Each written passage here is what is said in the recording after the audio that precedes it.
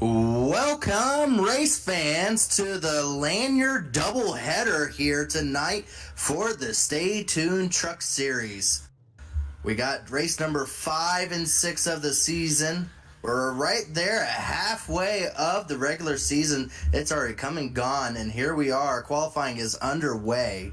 And in the first time in about 10 seasons in the Truck Series, we can say this is the smallest track that these trucks, I believe, have raced on here. And qualifying is just about wrapped up. We got about 2 minutes left to go. A tough little 0.38 mile track right here. Joining me tonight is David Huckleberry, as well as me, your announcer for tonight, Gerald Campbell. How tonight will work is we'll have the race here. It's a 100-lapper.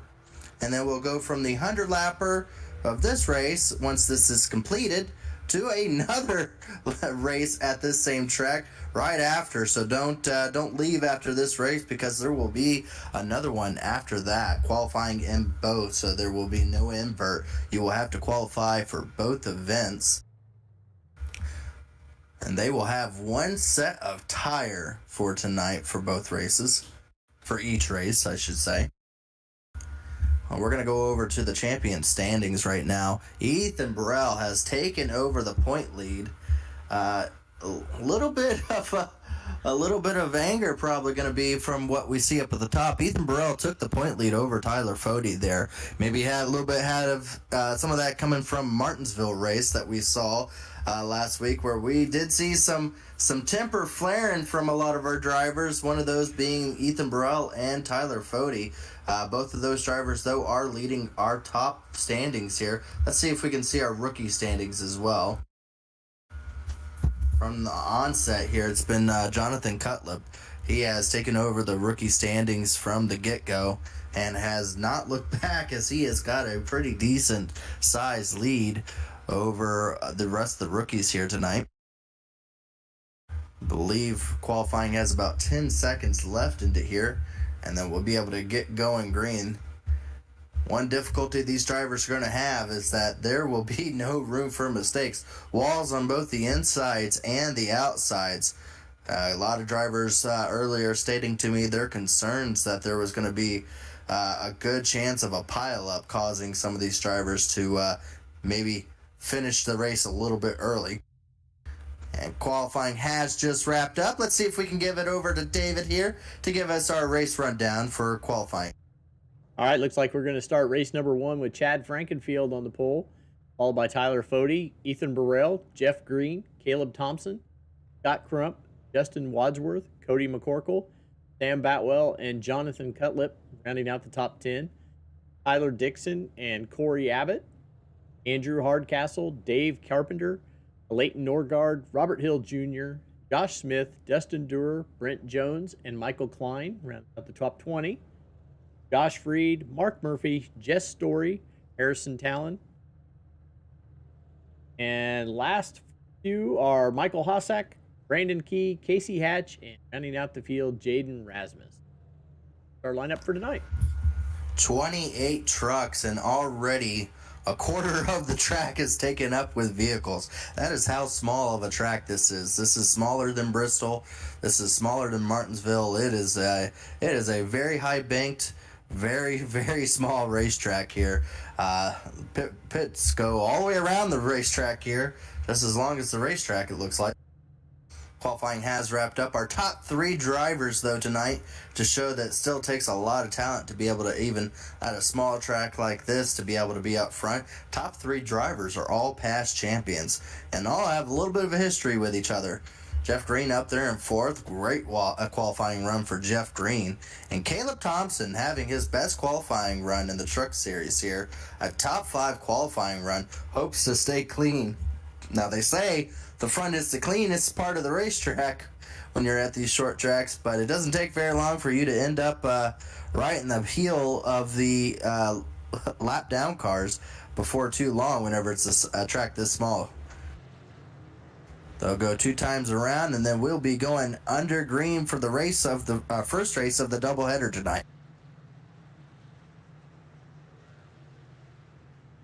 David giving us these wonderful shots here tonight on his little drone in the infield here. Gives you Drone's just gonna sit and spin. Sit and spin. That's all it has to do. I don't think there's a bad seat in the house for this event. And luckily for everyone tuning in tonight to watch, you'll be able to have just as exciting as a view as anybody at the track, because you literally can't miss a thing here, can you? Looks like the pace truck will be going off this time around, and they will be giving it over to Chad Frankenfield to start today's event. Race number 1, where the racing gets good and the good gets racing. We're green flag at the shortest track of the schedule. We see a couple drivers already missing the bottom of the racetrack. That's going to be the key. That bottom is where you're going to want to keep your truck at. That is the preferred groove for tonight's event. Looks like the top 5, 6, 7 trucks have gotten single file. Already the beating banging has begun. Look like Scott Crump got sent up the racetrack by the 19 and Justin Wadsworth there. Wadsworth taking a look to the inside. That is a battle for 6th place. Now we're getting some double file throughout the field here. 47, Sam Batweld, another driver with a fantastic qualifying run underneath his belt, is now trying to work his way up through the field past Cody McCorkle in the 2 truck.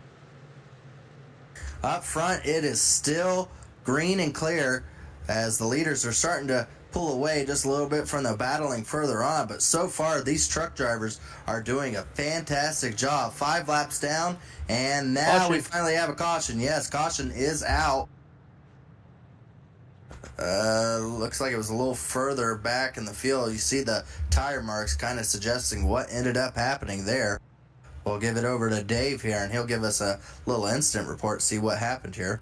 Well, it didn't tag it to a car, so we'll have to figure out who maybe back in the back, maybe. See if we can catch some smoke or something going. Brent Jones? Yeah, it looks like Brent Jones maybe had a little bit of No a damage. spin, but no damage. So luckily for Brent Jones, going to be able to keep going here. Well, we're going to try something new a little bit here. We're going to, first time so far for me, try to do a little bit of interviewing on the go. We had interviews with a few of the drivers before the green flag today. One of those, I believe he's back in, let me see what position he is. I'm not seeing him. Let's see. There he is, Brandon Key, back in 24th position. We got a little bit of an interview with him earlier on as far as what his goals for tonight was. Let's see what he had to say. Yeah, my main goal tonight coming in is just to keep the truck clean. I know these short tracks have been kind of crazy, so trying to keep the tires on the ground. Coming off corner exit is a little loose, so trying to keep it straight, out of damage, and see the checkered flag on the lead lap. So that was Brandon Key's goals for tonight so far. Clean truck underneath him. He has a ways to go to get himself into a top 5 running position here. But back up front, it looks like the pace car truck is about to come off. Back to Chad Frankenfield and Fody to start off again. Chad Frankenfield gets a wonderful restart there. Gets out to about a 3 truck length lead. Oh, you see Scott Crump trying to duck it down in front of the 19. 19 having none of it, though. Sticks it right there to keep him up the racetrack. Again, the bottom is the preferred groove, and you see how hard these drivers are fighting to try to see if they can get down further in the field. Side by side still going on for, I believe that's 6th position there. Jeff Green still up in front. Same thing with Caleb Thomas having still a good run there in that 04 truck. Ooh, a little bit of contact. Yeah, that sent Crump up the racetrack. Did a wonderful job. Oh, Sam Batweld around. He clips another truck, 11 truck, I believe, is around as well. 2 trucks incident here. And I think Sam Batweld may add a little bit of help there going into turn number 3.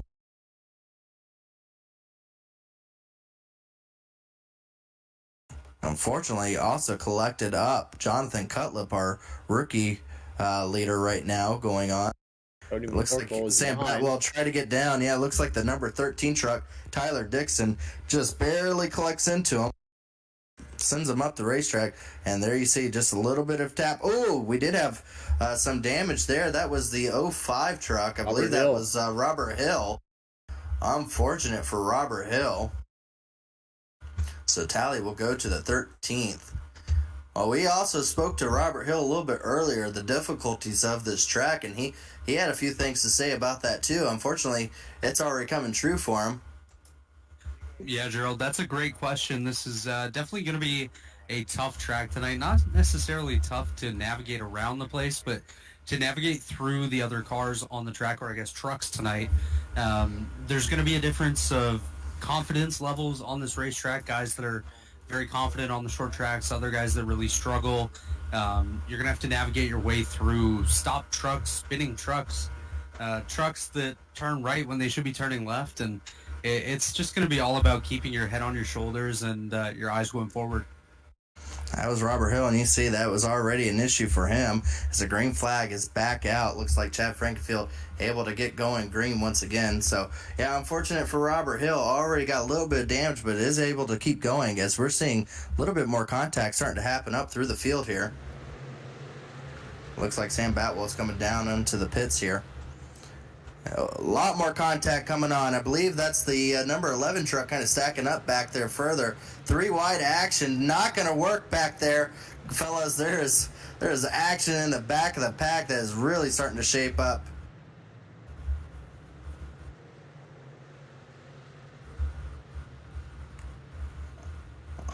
They're able to keep it going straight so far as we reach lap 20.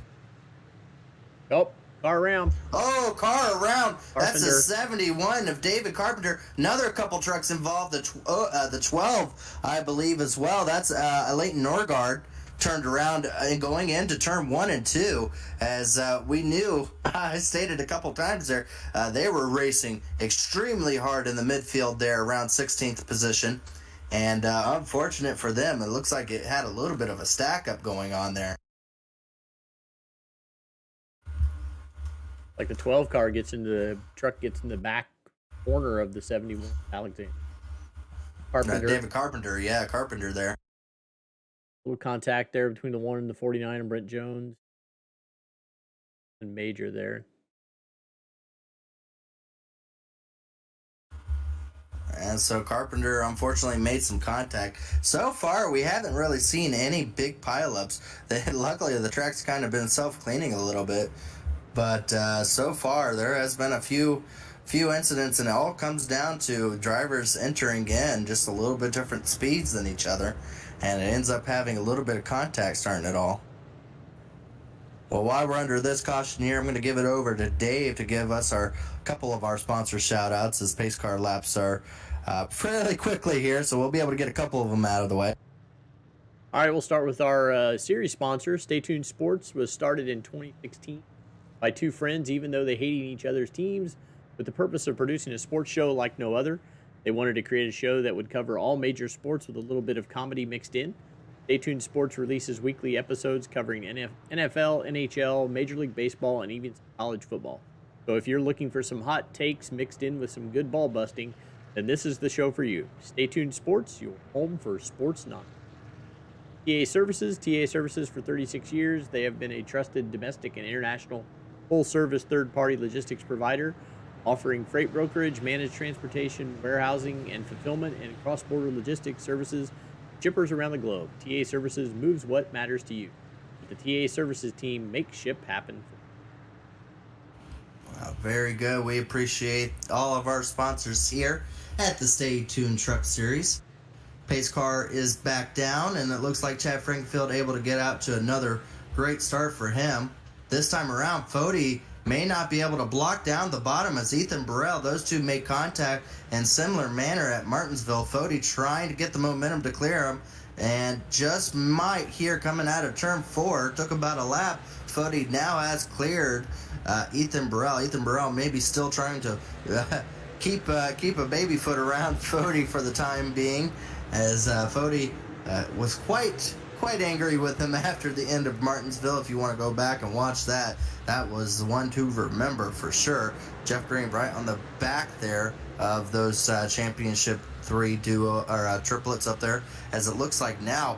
Ooh, man, the 90 truck there, Scott Crump, right on the back bumper of Caleb Thompson, almost gave him a little bit of shove to try to get around that 2 truck of McCorkle. Ooh, McCorkle, a little damage to the door there, as another caution. I believe further back in the field, I believe that's the 09 truck, Michael Klein back there, and a few other drivers back turned around. Take a look back here at the 09. That's a little wiggle in front of Key there early. Little wiggle. Looks to almost be 3 wide. The 09 up kind of high. And I think that may have invited Key to try to make the move there. Ooh, yeah, he got a little bit too fast on the gas there. Turned the 09 around. Oh, around goes the 14. Oh, the 1 made some heavy contact with the 09 there as well on the back straightaway. Trying to see who got turned around. That was probably the 14 of Casey Hatch there that got turned around from all that contact.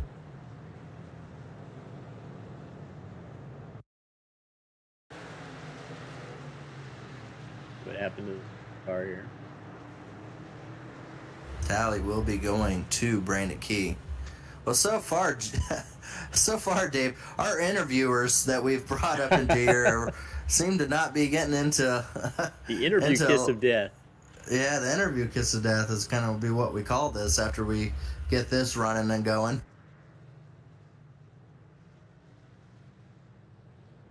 All right, I'll do a couple more of our premier sponsors. Blue Egg Marketing. Blue Egg, the marketing department for small businesses. We're your marketing department for Blue Egg. Small business owners, Blue Egg is your biggest fan. Boy, I really mussed that one up. We got a lot of extra work. Got out. Worldwide Technology Racing is a motorsport racing facility in Madison, Illinois, east of St. Louis, Missouri. They race the Craftsman Truck Series there. They race the Open Wheel Series. Has a 2-mile infield road course used by Trans Am and SCCA and Porsche Club of America. A 1/4-mile NHRA drag strip that hosts the Midwest Nationals event, and a kartplex, state-of-the-art karting facility. Well, that place makes this. That place looks like Daytona compared to this place. But yeah, Chad Frankenfield able to get out to a good lead again. So far, the laps have not been long enough for anyone to really put up a challenge against Chad Frankenfield. He's kind of had it somewhat easy out front, but Fody trying to make a charge up there. It takes about 4 or 5 laps for the top 5 to kind of get cleared out just a little bit. Hearing some people making some contact further in the field there.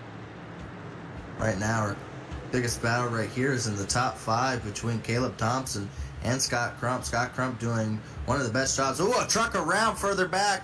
Caution is out.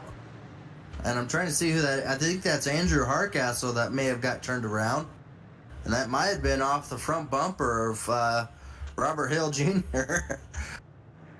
Oh, boy. We'll have to go back and try to. Yeah, we'll go back and see what happened here.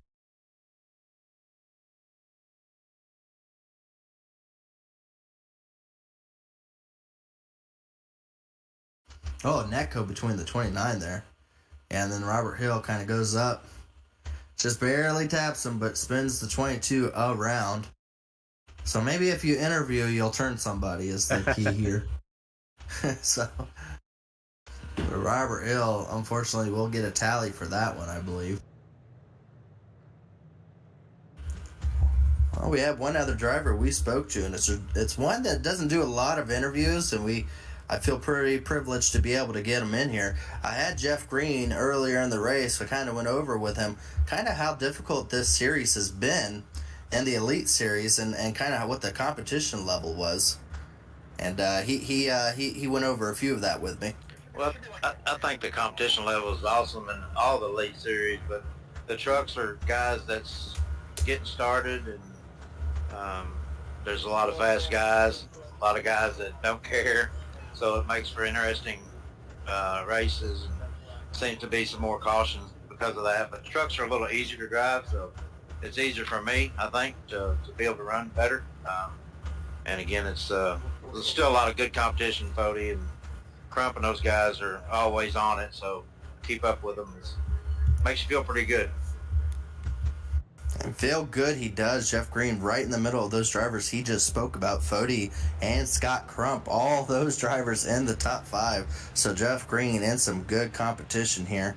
And this is kind of what he wants. He wants to be able to prove he's still, even in the sim world, a damn good racer. And that is what exactly I would say about Jeff Green. He has got it, and tonight he has got it going on for sure, as it looks like the pace truck will be coming back off the racetrack here. Now Chad Frankenfield will have only about 57 laps left to go in this event. Chad Frankenfield again gets out to a good start there, but another driver with a really good start, Ethan Burrell, probably his best start underneath Fody. They are side by side at this moment, evened up, as well as the drivers behind them with Scott Crump and Jeff Green. That is another battle for inside the top 5. This time around, it looked like Ethan Burrell is really trying to get this position over Fody. And so far at the line, it's been Ethan Burrell. Oh, contact. Contact. Oh, no. Oh, no. You did it again, man. Oh, my gosh. No. Jeff Green turned around. At least you're perfect. Don't. No. So we will not be able to get anybody to interview us. So if anyone wants an interview for the next race, just let me know. So, looks like Jeff Green, he might have just gotten cleared. He started going down the 2, trying to get that position back over him, tried to dive it underneath him to take that position before it was too late. Unfortunately, Jeff Green was there at the time. Jeff Green spun around. Looks like he will not get any damage, but the damage, I guess you will say, is done. He will be at the back of the field, and on such a small track like this, that is, if not a death sentence, at least it's not going to be easy for Jeff Green. And unfortunately, went from running inside the top 5 to now he will be back there in 27th position with about halfway to go in this event. Well, luckily for Jeff Green and some of these drivers in the back, they will be qualifying again rather than doing an inversion or the finishing results. I believe they will be qualifying again. So they did tally the number 2 truck there for that incident, and I would say it's a racing incident. Was a 2 kind of aggressive? Yes. Ultimately, the race admin have said that Cody McCorkle is at fault for the incident, so he will get a tally. As we are just about to reach halfway in race number 1. If you're watching this, do not tune off after the end of this race. This is a doubleheader event, which means right after this event, we will have one more event to go. So that is the good news for some of those drivers that have found themselves spun around or in having some bad luck at the back of the field. They have another shot to get back up there. We saw Jeff Green have some speed, so he has a chance to still have another good race before the night is done. He probably won't want to do an interview, but Never again. Never again. I don't think Jeff Green will. But it looks like pace car will be off. This time, for the first time, will be Ethan Burrell to the outside Chad Frankenfield. Ethan Burrell has a decent restart, but Chad Frankenfield once again gets clear. Fody Contact. really threw it in there. Oh, yeah, contact from the back. Yeah, beating and banging right outside the top, or right inside the top 10. That was between 7th and 8th position there, as drivers are really trying hard to get down to the bottom. Passes have been non-existent on the outside. Oh, a truck around. I believe that's Harrison Talon. Turned backwards on the racetrack, able to get it straightened and go before the leaders came.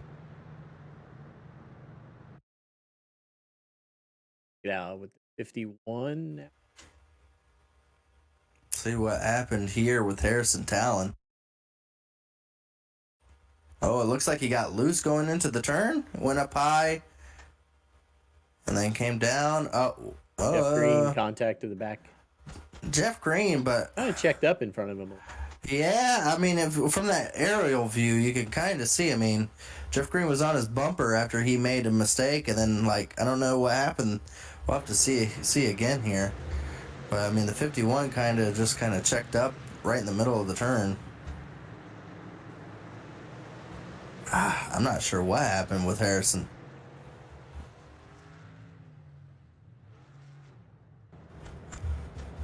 Yeah, we'll be interested to see how race control will go about saying what that's about.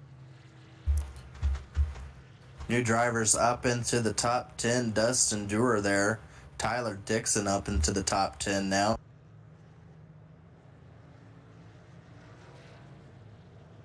So they will issue that as a no tally on the drivers. They will say that was due to just a stack up going on in front. Maybe that's why we saw the 51 kind of slow up in the middle of the turn. He may have saw something that Jeff Green did not.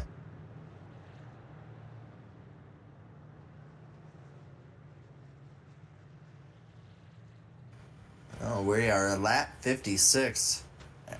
From the beginning there, we were getting some good green flag runs, at least 5 to 10 laps, and then now all of a sudden it's been back to back, and that tends to happen in these types of races here. At the end of the race, there is no give or take. It is all take from these drivers, and I have a feeling that we are not done in that aspect at all. Up front here, once again, it will be Chad Frankenfield leading us off with Fody back to his outside again.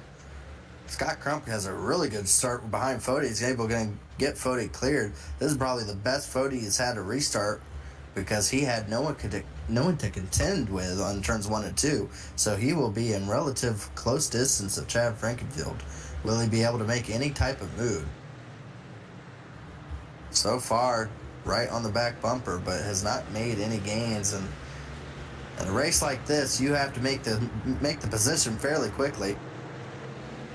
You see there, Scott Crump I will have to say, Scott Crump has been making the outside work better than anybody else. Has now found himself battling in third position with Ethan Burrell, trying to take that outside lane on him. And right behind him, Jonathan Cutlip also. We saw him turned around at have some I think he was involved in a wreck earlier on. He's now found himself up there battling with Caleb Thompson. That's to get into the top 5.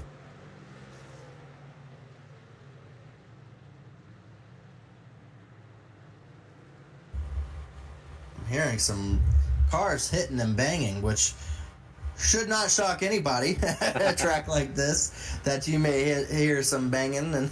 But there is some drivers that are making some contact back there further on as drivers are trying to find their way up there.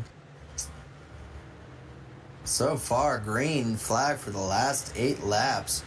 It's been fantastic so far, as this battle from the start of this restart till now has not given up at all, and that is between the 04 Caleb Thompson, driver for Aggressive Eagle, and our rookie points leader. Oh, Caleb got in there a little hard trying to gain some advantage on the 11, almost slid up into him. This battle has probably burned both of those drivers' tires up quite a bit, and they have lost touch with the top 4 as they have not given each other any room here. This is for 5th position and the bottom lane, so you can imagine they both want it desperately to be on that bottom lane. This time around, it looks like the 11 almost cleared. Caleb got in there very good into the turn. Good corner entry and able to stick it there. So the battling is not done between these two drivers. They are still going at it.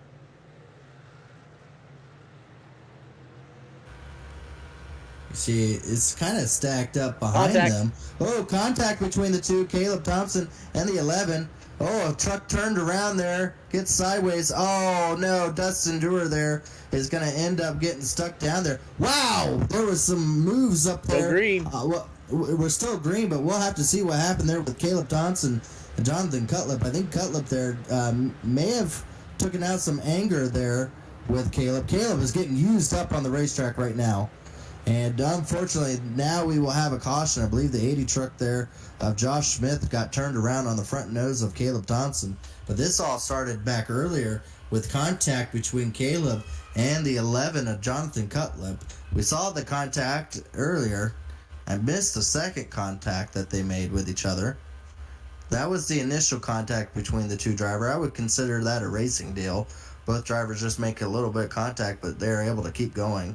Around went to 13, but not fully. Trapped him and Dustin Dewar down there. More contact being made. And that time around, the 11 got sideways, and they go down there lower. Caleb avoids the inside wall, but then comes back up at a lower pace. And I think this is when he just gets eaten by the pack behind him.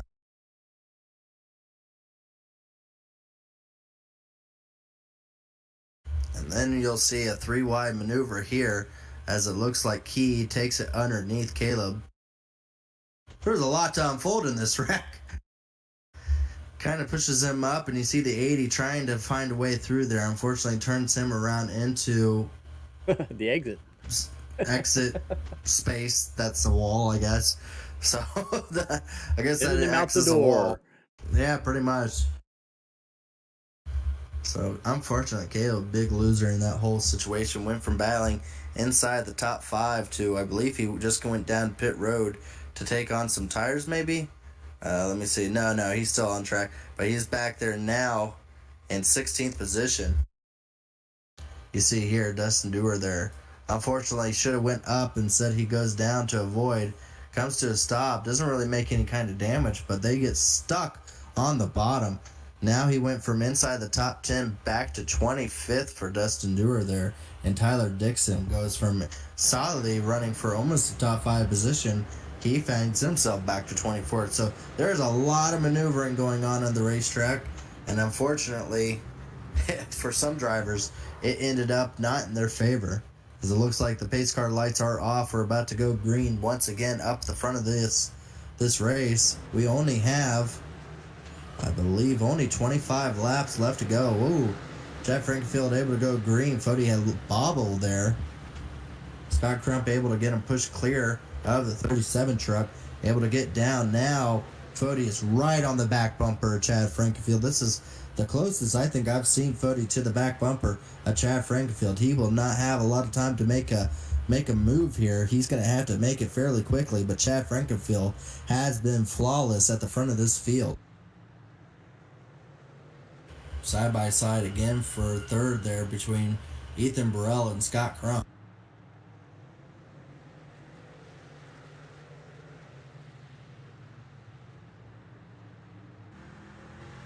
On board here with Tyler Fody.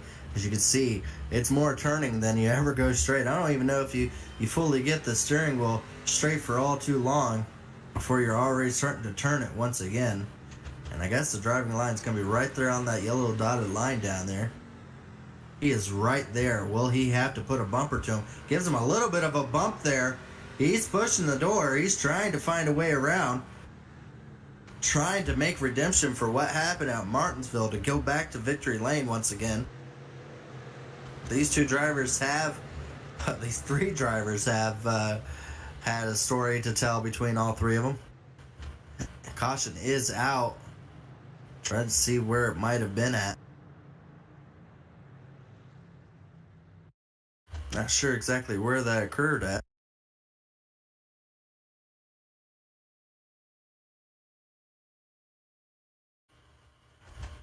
Not seeing anything just as of yet. Wide back with Mark Murphy. Oh, Jonathan Cutlip goes up into the 29. Oh, Jeff Story around. That's what caused that caution. He got hit there by the 11 hard into the outside wall. So Jeff Story, who was having a good clean night, really not being involved in anything, that time around he did get some heavy contact with the outside wall. Some drivers making some moves up to the front of the field. Robert Hill now up to 6th, so having a good run for Robert Hill up there. Brandon Key up to 10th. See, it's not all bad for the drivers I interview. Even Jeff Green found himself. Yeah, Jeff Green's back up to 13th. So a lot of our drivers that we saw earlier on having some issues, making a late race run back up into the top 10. Even Caleb Thompson up to 15th. 69, Mark Murphy is going to be the one tally for that latest caution. But we will be down to only having around 13, about 13, 14 laps left to go in this event once we go back green. The question will be, is how much does Fody want this win over Chad Frankenfield? Because Chad Frankenfield has not been giving up the bottom. Doesn't look like he's anywhere near loose or having any kind of handling issues. Doesn't look like Chad Frankenfield will openly lose the bottom of the racetrack. So the question will be, will Fody force his way into that position? Or is Chad Frankenfield going to be able to save some stuff here late in the run and be able to get some distance between him and the 40 on this restart here? Well, the pace truck is off. We are back under green. 14 laps left to go in this event. Fody did a fantastic job of being able to duck right there behind Chad Frankenfield, right back at it to try to go to war. And caution is back out. Unfortunate for Fody. Looks like a driver around coming out of turn 2. Brent Jones, maybe?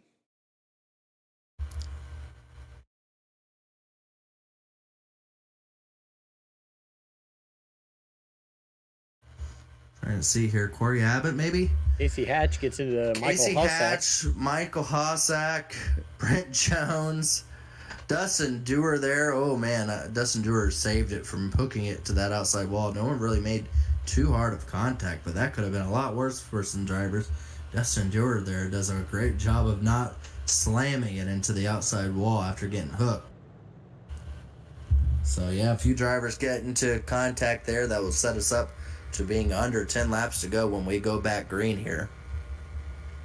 Corey Abbott trying to continue his good, strong run, finds himself back there in 17th. He's had a heck of a start of this season trying to find his way back up there again. Mark Murphy up into 7th there. Cutlip been all over the track with damage all on every panel. Brandon Key up to top 10. He would love to have a top 10 tonight. Leighton Norgard.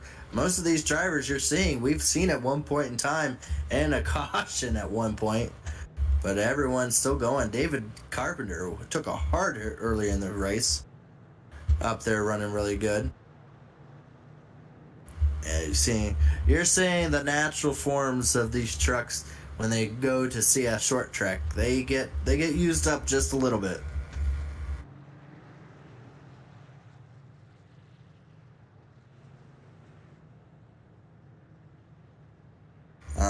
Now we'll have to see if Fody can get a restart like that again. That was near perfect restart for Fody to be able to get to the back bumper as quickly and as soon as possible on Chad Frankenfield. The question now is, he was able to do that so many times on Ethan Burrell, but he's going to have a tougher customer now of Scott Crump, who we've seen all race long be very aggressive on these restarts. Now is Fody going to be able to clear Scott Crump? It doesn't look like it. Fody getting a little bit of help from Ethan Burrell, gets him sideways. Scott Crump is actually now going to clear for second place. So Scott Crump, new challenger for the lead here. I don't know if that's exactly what Chad Frankenfield wants to see, because there's about no harder driver at the front of these fields than Scott Crump, and Scott Crump sees an opening, he will take it. So Scott Crump up to second. Side-by-side battle with Robert Hill Jr. and Tyler Fody here for third place. Amazing run by Hill to come back from the back there, and now running for a top 3 finish here. They got to be careful. They are running side-by-side very, very, very hard. As here we go. 5 laps to go in this event. Are we going to be able to see the white flag before a caution comes back out? Right now, the racing has been very tight all throughout the field. There is still one more race after this, and maybe that's playing a factor in how they're driving tonight. Chad Frankenfield fairly comfortable at the front of the field, but Robert Hill Jr. and Fody have been battling really hard for this third place. 3 laps to go to coming to 2. Chad Frankenfield has over a half a second lead. Is Chad Frankenfield going to get his first win of the season in race number 5? As here they come, coming out of turns 3 and 4 to take the white flag. It looks like Chad Frankenfield will take the white flag, so the race will come down to a finish here. This is going to be the battle at the start-finish line for the podium spot. At the front of the field, though, Chad Frankenfield is able to get his first victory of the season. Chad Frankenfield wins race number 1 at the line for third. Oh, wow, that was Robert so got close. him, I Robert believe. Hill got him.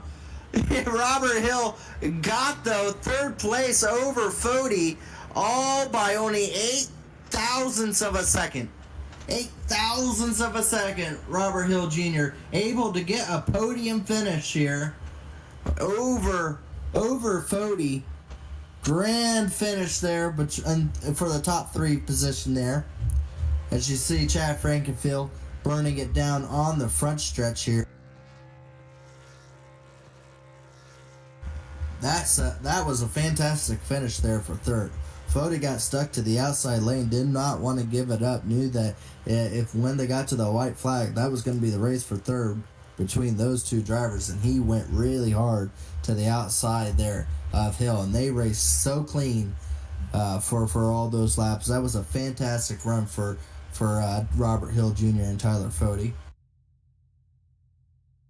Well, we're going to have time to do just the race winner, but I will be doing some interviews to where we will record it and play it after once we start up the next lobby. So real quickly, those are our finishes. I'll give it over to Dave while he does the race rundowns. All right, finishing first, Chad Frankenfield, followed by Scott Crump. Robert Hill Jr. rounds out the podium. Tyler Fody, Ethan Burrell, Cody McCorkle, Mark Murphy, Justin Wadsworth, John Cutlip, Leighton Norgard, Jeff Green, Josh Freed, Brandon Key, Dave Carpenter, Caleb Thompson, Dustin Durer, Andrew Hardcastle, and Corey Abbott.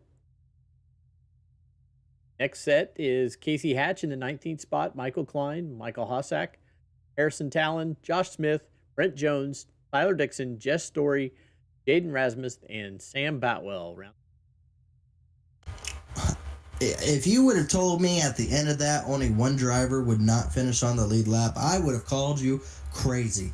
That was incredible racing by these Truck Series drivers, as we had almost every single driver finish this event. So grand job by all these drivers here. We're going to bring up Chad Frankenfield, our winner tonight, in the interview slot here.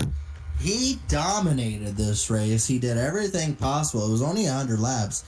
We'll see if he can be able to do it again for the next 100. But overall, Chad Frankenfield finally gets the W in the Truck Series and gets the monkey off his back. Has had, I think, probably one of the worst Truck Series seasons he's had to date this season, as he has had so many things go wrong. Tonight, everything goes right in his way. Chad Frankenfield, what came down to tonight? Was it just controlling the restarts, knowing that it was going to probably be a caution fest, or what exactly did your game plan come in tonight? Was it pole or you know what you had to do? What exactly was the thought process coming in? I mean, it was obviously qualifying was going to be super important. You weren't going to have strategy, you weren't going to have stages, you weren't going to have things that could flip the field around. So qualifying was going to be super important. And this is one of those, this is one of those tracks where, if you can find the rhythm and you can develop and find some pace, you can feel really comfortable. And the first 50 laps, I was really just float. I don't even think I used the brake one time on the run. I was just floating the truck and saving the tires and letting the guys behind me go at it. And at the end of the race there, it just came down to just doing that same thing and hit my marks and just making sure that I didn't make a mistake. The restarts were tough because you had to start in second gear and you're kind of coming up out of the banking, so you had to, if you waited, there was one restart I got a little bit of wheel spin and it almost cost me getting past on the outside. But anytime you have like Fody or Crump behind you, you know that if they can get to your bumper, they're gonna try to use the bump and run, and I mean that's fair game. It's a short track, so my goal was to really just try to put myself in a spot where I wasn't gonna allow them to get to my bumper there and late in the race, and it just worked out. Well, you've got it done this race. We have another race just now about to come up. Real quickly here, and then you can do your thank yous and shout outs. What if you don't get pole? You saw what you have to do for if you get the pole and you're up front. You know how to do that. if someone else is out in the lead, what is it going to take to get the lead over of another driver? You're gonna have to try to get to their inside off corner exit, because the truck doesn't want to turn middle of the corner. So if you can get to his inside, you should be all right. But it's gonna be really tough. For me personally, I mean my point situation. I felt like every race this season I could have put myself in a spot to at least get a top three, and really my goal was to just points tonight. But once I realized there was a chance to win, now I'm locked in, and I don't really have much to race for in terms of getting high up in the points. So I'm going to try to just be aggressive and try to snag another win and just keep banking the playoff points. But it's going to take some chaos and some things like that. If you start outside the top, maybe three, it's going to be tough for you to move forward. Absolutely. Well, we want you to do your thank yous and shout outs because Lord knows you have a lot of them with everything with Elite Racing and everyone that helps you personally get your truck out onto the track here. So I want to let you go ahead and do your thank yous and shout outs for tonight before you get going. Yeah, just one thing, Kicking the Tires. They've been on my truck and car for a year and a half now, and been able to put them in victory in a little bit. And thank you to Stay Tuned Sports Podcast for the Truck Series, Blue Egg Marketing, TA Services, our Worldwide Technology Raceway, obviously. Thank you guys in the booth for covering the races like you do. Hopefully we can get some more green flag. There should be more grip out there now, so I don't know if that's a good thing or not, so we'll find out. Absolutely. Well, that is Chad Frankenfield, our winner tonight. Do not go anywhere. We will be off for just a second, and then we will be back on for the start of the next race. So if you're tuned in, stay tuned in because we will be going back live here once we get over to the next race. So we appreciate everyone that tuned in for this event. We'll see you in about maybe 5 or 10 minutes. Wouldn't you say, Dave? Alrighty. We'll see you for the next race here in about 5 or 10 minutes, folks. Do not go anywhere.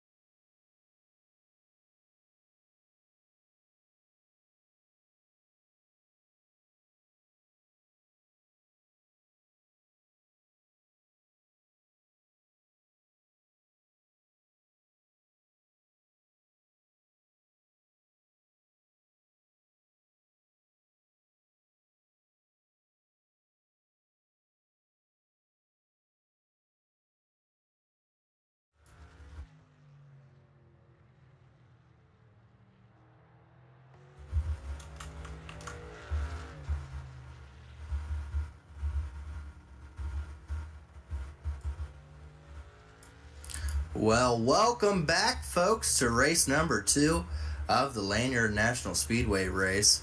The double header here. Race number 1 went off with a victory for Chad Frankenfield. We saw some banging and beating around out there, and at the end of it all, Chad Frankenfield able to dominate that race and come home with the victory.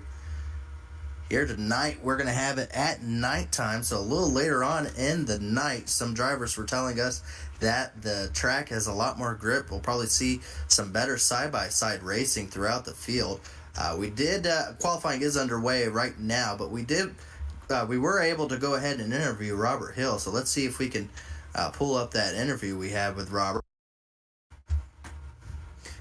So we had an interview with Robert, just wanted to find out what his thoughts of that race and how it all turned out for him. Coming home with a podium, especially when you can beat guys like Tyler Fode.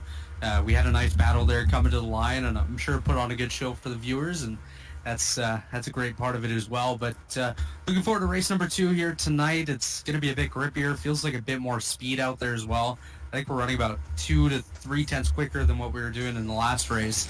So watch for a lot of beating and banging and a lot of good racing. But I really have to thank Dave Huckleberry and Hucks for coming on board here on the Truck Series, as well as Roasted Gems Coffee and all my teammates back at Pro Edge for all their support. How about that, Dave? You got to thank you for your sponsorship and everything. Right. So Money well spent. There you go. Good run for Robert Hill. Came away with the 3rd place by only 8 thousandths of a second. What a finish that we saw between Fode and Tyler Hill, or Robert Hill there. So hopefully maybe we get to see that tonight here for the actual victory. Maybe that close. That'd be excellent if we could see that all play out. Again, they're under qualifying. How normal doubleheaders work when a lot of series is the finishing order dictates the starting order. Well, not tonight. Tonight they will qualify for both events. So we saw Chad Frankenfield able to go out, dominate, and get the pole and win the race, but he has to now try to see if he can go out and do that again. Right now, qualifying has about 2 minutes left in it. Tyler Fode right now is on pole, but already we're seeing a big difference in some of the people where they started in the first race and where they're starting now, as it is a handling difference between daytime and nighttime. It won't be nearly as loose, so these drivers are able to kind of push it a little bit harder than they did maybe in the first race. Just saw all Chad Frankenfield spin out under qualifying, as well as Scott Crump. Drivers are already having a qualifying run.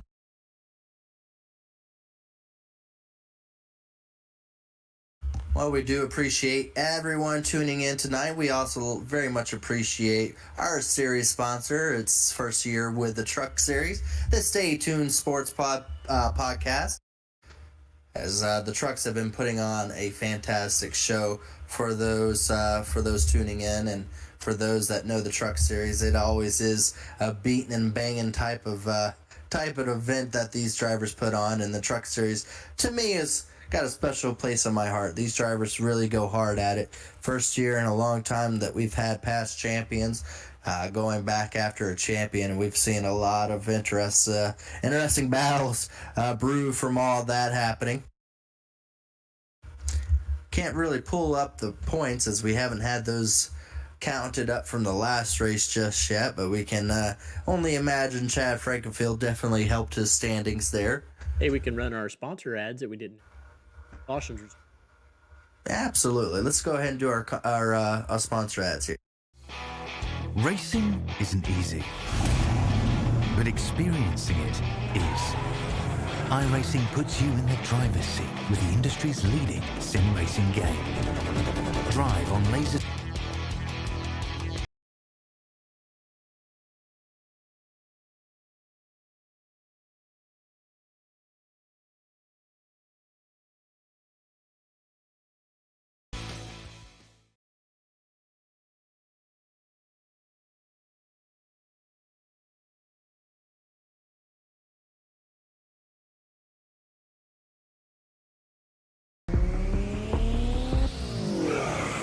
Join a race or host your own with players from across the globe. Race against the computer or in a league with friends. Feel the thrill behind the wheel. Visit iRacing.com.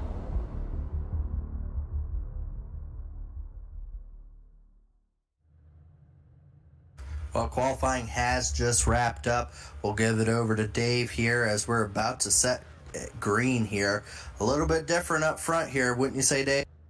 Yeah, a little bit jumbled there. Tyler Fode's going to start on the pole. Scott Crump, Ethan Burrell, Dave Carpenter, Jeff Green, Brandon Key, Leighton Norgard, Corey Abbott, Harrison Talon, John Cutlip, Cody McCorkle, and Caleb Thompson. Second set, Justin Wadsworth, Robert Hill Jr., Tyler Dixon, Michael Hossack, Casey Hatch, Michael Klein, Brent Jones, Andro Dantas has joined us for race 2. Mark Murphy, Jess Story, Sam Batwell, Josh Smith, Josh Freed, Dustin Durer, Chad Frankenfield, our winner of the last race starting in 27th, Jaden Rasmus, and Andrew Hardcastle. So Chad Frankenfield goes from starting on pole to starting near dead last. He hit the wall in qualifying. That's what I saw earlier, and unfortunate for him, it's going to be very difficult for that driver to come home with a second victory tonight. Tyler Fode sets himself up. We saw these drivers up front here, the same drivers, really have good long run speed and up at the front for the majority of that race. That was Fode, Scott Crump there, Ethan Burrell, Jeff Green hoping to redeem his bad finish the last time, back up into the top 5 once again. David Carpenter having a fantastic qualifying start there and the 4th position. It looks like the pace car lights are off and we're about to get going once again. Well, this is race number 2. It's at night now, back under green where the racing gets good and the good gets racing. Let's see if we can do a double header start here. Fode and Scott Crump, though, are side by side. That is something we hadn't seen on any of the starts there. Scott Crump doing a wonderful job trying to get that outside going, but Fode able to power his way forward, able to clear himself now for that lead. So Scott Crump now will be going to battle there with Ethan Burrell. That will be for second place. It is stacking up further on back. There's not a lot of room, even though it looks pretty wide at these tracks, because that bottom groove is where everyone wants to go. Right there, side by side, Ethan Burrell and Scott Crump. Fode kind of getting down to a couple truck length lead now, as Ethan Burrell should be able to clear Scott Crump going in turns 1 and 2, and does so. Oh, gets sideways, Ethan Burrell. And unfortunately, Scott Crump is not able to capitalize on that, as the caution is out. A truck is around the number 13, Tyler Dixon, on the back straightaway.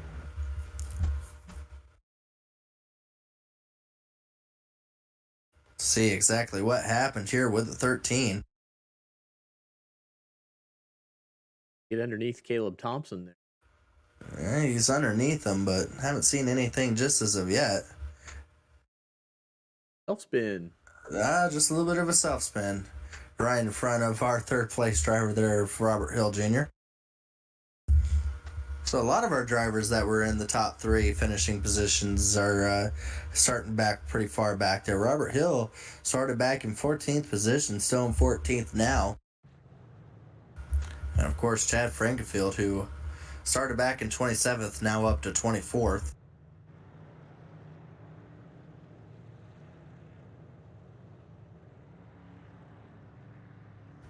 We are 7 laps down in this 100-lap event. The question is how much were some of these guys just kind of biding their time, maybe just trying to finish out the first race and maybe using this last race as an excuse to go all at it. See Brandon Key up there in the 8th position, having a good run once again. Corey Abbott now finally finds himself in the top 10. Just took the sun to go down for that to happen.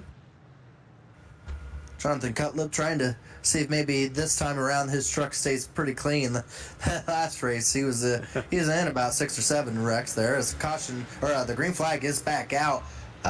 Pace car came down quicker than I thought it was going to be there. 13 was the one that they tallied for the spin there, as Fode is able to clear himself of the battle between Ethan Burrell and Scott Crump. Ethan Burrell able to get himself in front of Scott Crump there on the outside. and dives in there. Is now right on the back bumper, Tyler Fody.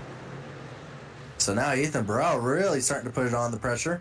As we got another caution going on. I'm not seeing exactly where, but we do have another caution on track.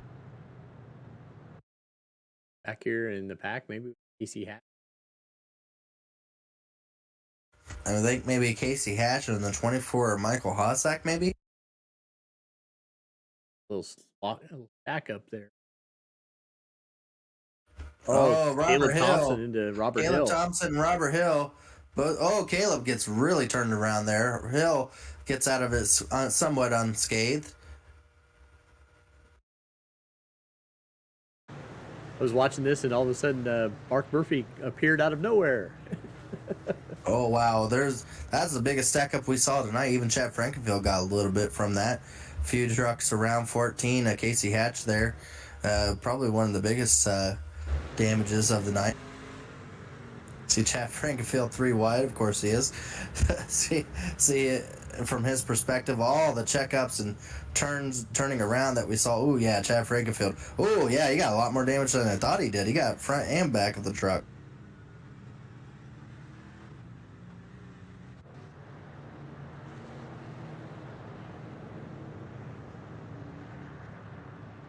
Probably our biggest wreck of the event so far, and really not enough to really take anybody out. Now the pace truck lights are off. Is it just me, Dave, or does it seem like the cautions are going by quicker when they got to night than they were in the daytime? We had more to watch on that one, so I think the laps are so short here. I think we got 2 more laps in on us while we were looking. That may be true. Pace car is down. Back under green. Fody gets a really good start there, able to rocket his way up by a couple of truck lengths there. And once again, 37 able to clear the 90 truck, gets cleared down onto the bottom. Jeff Green has found himself clear of 4th place. And then that's where all the battling is from Contact 5th on back. into the back of Norgard. 51 into the back of the 12 truck. Everyone able to split the difference there and get around the 12. Luckily for Leighton Norgard, but unfortunately for him, he will be at the back of the field. It looks like the 51 just gave him a shunt into the turn. See the 51 on the outside, probably looking to try to clear himself of the 2 truck. Goes down low.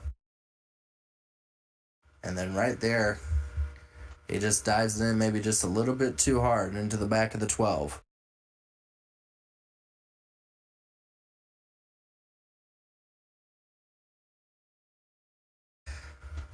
I believe Harrison Talon was tallied for that incident there. Again, this is a small track. This is only a 0.38 mile.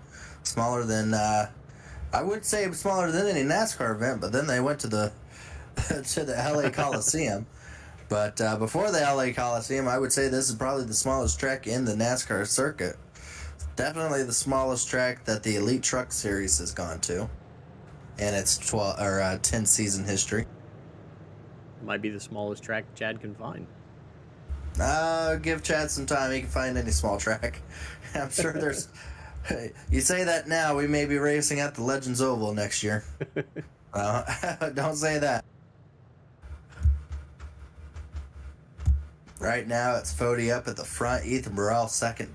Crump third. Jeff Green having a good run in 4th. David Carpenter in 5th. Brandon Key having a really strong run in 6th. Harrison Talon is up to 7th. McCorkle in 8th. Corey Abbott 9th. And Justin Wadsworth up there in the 10th place. The pace truck is down and back under green once again. This time around, the 90 truck was on it, able to follow Fody. This time, I don't think Ethan Burrell is going to have an easy time clearing. He may not be able to clear at all, as right now Crump is throwing it in there, trying to find a way past Ethan Burrell in the 37.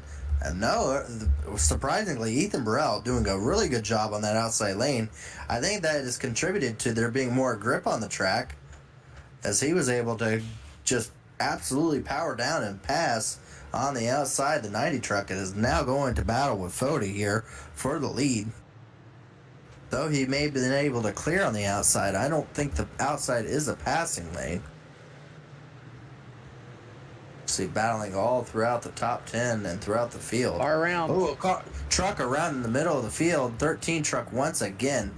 It has not been Tyler Dixon's night, as he has been around both races, and tonight he's been around a few times already. Able to keep it going and stay in front of the leaders, though. I'd have had contact from Chad. I'm here apologizing. Oh, no. Chad into another driver, saying no more. Yeah, unfortunately goes up and tags the 13 truck. Ooh, contact from Jaden Rasmus. Car. Yep. Yeah. Right across the nose. We'll see how racing admins deem this one.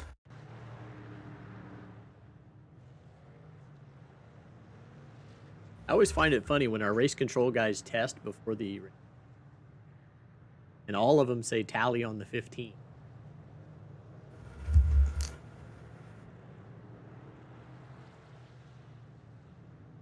No, I think the test is about to be proven correct here, as I do believe they have tallied the 15 for the incident. So Chad Frankenfield finding it difficult to get up through the field, is up to 18th. But unfortunately, he's used up one of his tallies and now has to probably play it a little safer here for the rest of the event. As pace car lights are off, we'll be going back green next time by. Right there at 71 laps to go here, so still quite a bit of the event left to go. The question is, we have yet to see a pass under green for the lead. But Ethan Burrell has been very aggressive on these restarts to clear himself.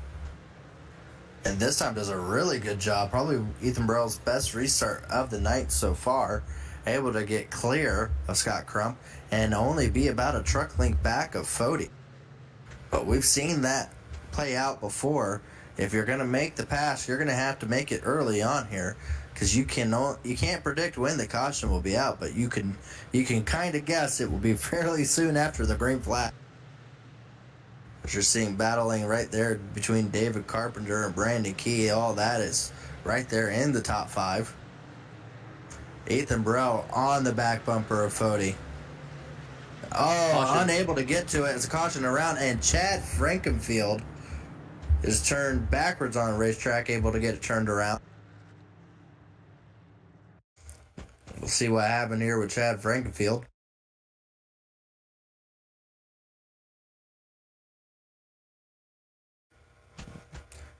Not quite seeing it just yet. Oh, a little contact between Chad Frankenfield and Dustin Dewar there.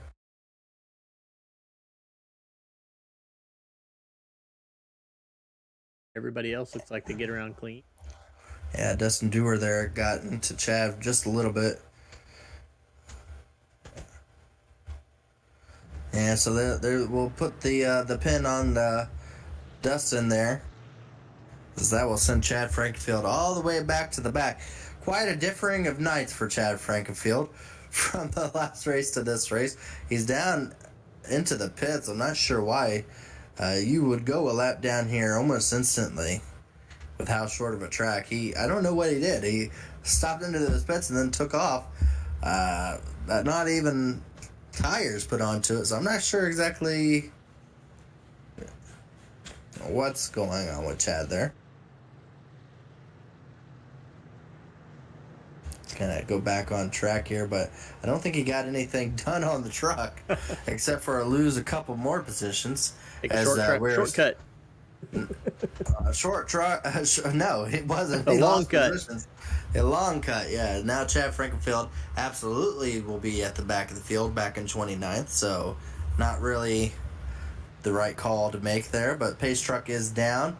Fody is back underway here. Once again, Ethan Burrell does a fairly good job there. Not as good as he did last time, as it will allow the 90 truck to be underneath him. But we'll be able to clear him off of turn 2. So now he will go back to battle with Fody there for the lead. As we're seeing a lot of battling out back further in the field there. There is some some people that are just misjudging the timing of when other people are braking. Contact. Harrison Talon in the back of the 2 car. Oh boy, Green he is stays so out. lucky. Oh, Harrison Talon's very lucky the 2 truck saved it. He already had a tally to his name. That would have been night over for the 51 if that had spun the 2 truck. As you see some really Corey Abbott back there getting into Robert Hill just a little bit there, coming out of the turn. These drivers are trying so hard to get down onto the bottom of the racetrack there. I think Harrison Talon's just taking a break here from battling. Oh no! Oh no! You shouldn't have said that. I shouldn't have said that. No, Harrison Talon went from battling another truck to battling his own truck as he's able to keep it going, though. But he nearly lost that in front of the field there. That would have been a massive wreck. As Harrison Talon's able to keep going there in front of Corey Abbott. That probably made Corey Abbott pucker a little bit there, as that would have been scary for that driver too. Robert Hill finding a spot to duck down there. As we're probably on one of our longest green flag runs right here so far. As these drivers try to find their ways around each other. Up at the front, it's been kind of smooth sailing for Fody. Similar situation to last race with Chad Frankfield up front. You see back here about mid-pack, it has been a dog-eat-dog out there. If you give up that bottom lane, you are fighting to find it. And if that means 3 or 4 positions back further than where you were, that is just how it is.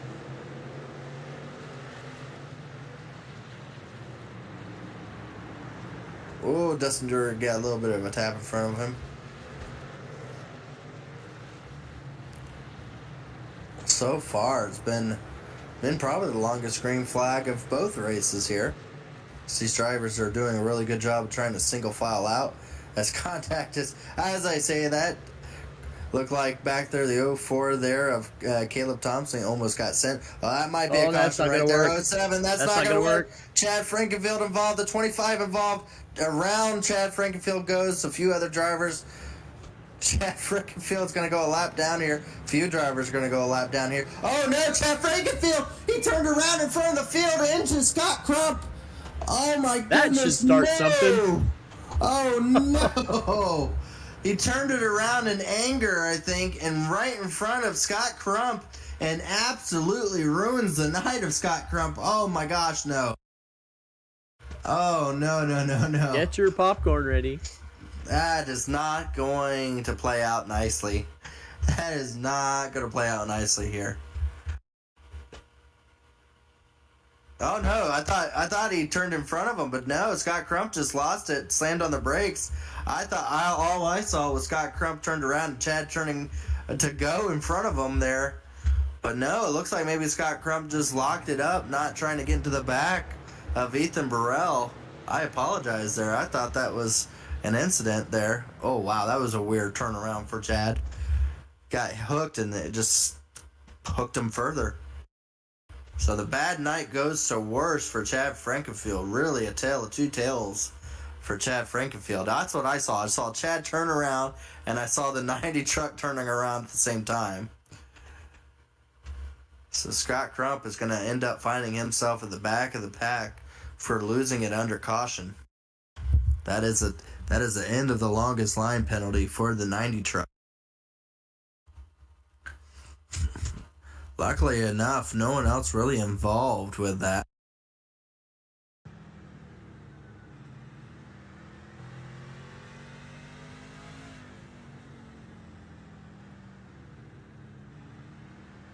See on board here. To be fair, he didn't really see it happening until it was too late. And rather than running into the back of Ethan Burrell, spins it around. But the ruling is when there's a yellow, you have to slow it down.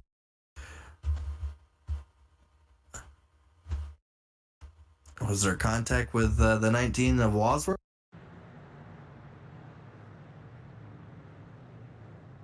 May have been that they stopped on track, yeah. Tagged them. Yeah. Well, back up at the front here, pace car is down, and we're back under green once again.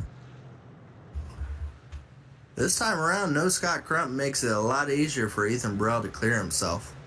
Able to get in front of Jeff Green there. To now try to see if he can be able to do anything with Tyler Fody. Oh, around goes the 19 truck in the front of the 24. More pile up. 4, 5, 8, about 5 trucks involved. Caleb Thompson involved in that, unfortunately, into the inside wall to 1. The 49 of Brent Jones involved in that one. It starts here with Justin Wadsworth. Well, we see, I believe the 19 gets tapped by the 24.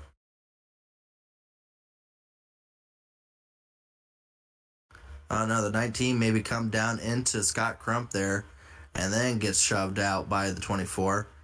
And you see it, then it just is a pile up from there. The 04 into the 09. And there's drivers trying to figure out any way around that. Hey, look, Chad avoided one.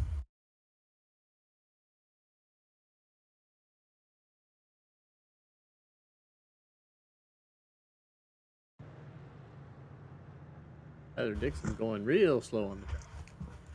I think Tyler Dixon's just tired of getting turned around at this point. This second race has not been his cup of tea, I would have to believe. They're finally giving Scott Crump the end of the line penalty, which is unfortunate for him because he probably would have made up some positions there from that last caution, but they just now decided to give him the end of the line penalty, so that will put him back further in the field after all the carnage that we just saw. So unfortunate for Scott Crump. He kind of probably would have rather had that end of the longest line on the previous caution rather than now. But regardless, the caution or the EOL has been given.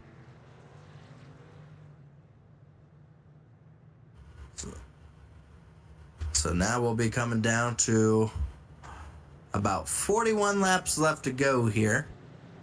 Jeff Green finds himself in a top 3 position. David Carpenter having a monster run here in the top 4 after having a lot of incidents in the previous race. McCorkle having a decent run just like he did in the previous one. Same thing with Brandon Key, finds himself in the top 10. Robert Hill, after having a poor qualifying this time, trying to get himself back-to-back top 3 finishes there.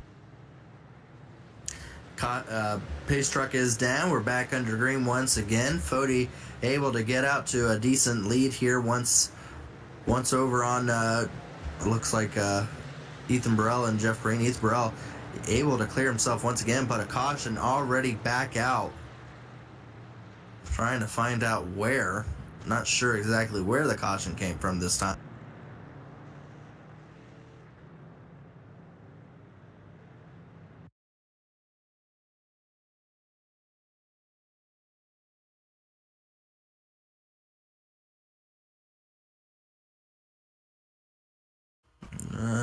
Find it yet?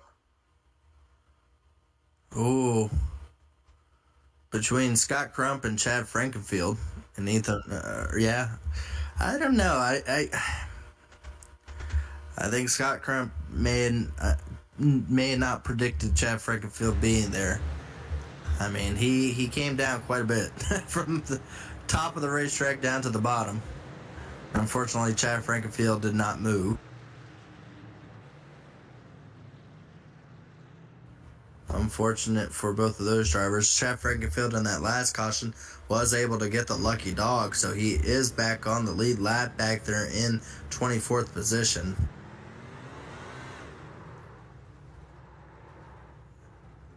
And Scott Crump just after that EOL he got from spinning under caution, his night has gone down.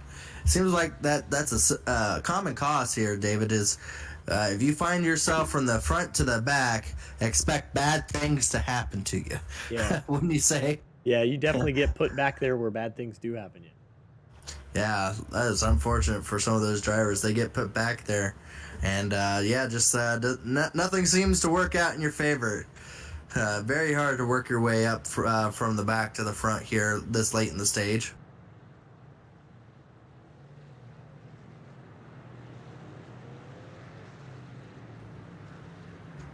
So no tally was called on that. I would have to believe in that call. Pace truck is going to let them go back green here. Gotta love these views here. I will say that there's no bad view here at this racetrack. As Fody able to get back under green here, one of the best restarts, I think the best restart for Ethan Burrell. He is just within a bumper length of Fody. Again, these two drivers, if the roles were reversed, I think we would have seen a bumper by now. But Ethan Burrell right on his back bumper. Is he going to have anything for him? He's going to have to make the move quickly here before any more cautions come out. This is his best chance of the night so far, where he'd be able to look underneath Fody. Tyler Fody just kind of doing what he has to, being very smooth, not making any mistakes. Ethan Burrell's been pushing really hard here, but is losing a tad of a little bit of a ground there.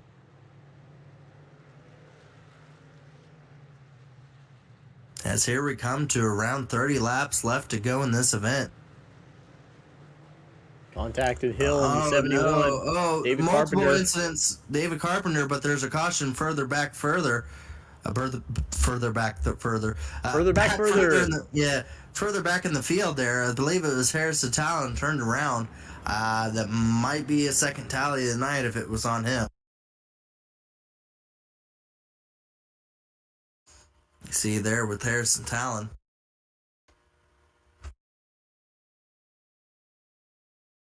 Yeah, unfortunately for Harrison Talon, got loose coming out of the turn. Made contact with the 69, the 24 involved. Multiple trucks involved in this one. Oh, you see, oh, wow, Scott Crump come back up the racetrack, getting involved in it more. Jeff Frankenfield having to make evasive maneuvers. A few drivers got some pretty hard contact. Let's see what happened there with Scott Crump. Let's see what happened. Okay. Yeah, right there with Scott Crump is where we see like a second incident starting to occur, where that's where the real hard hits come from.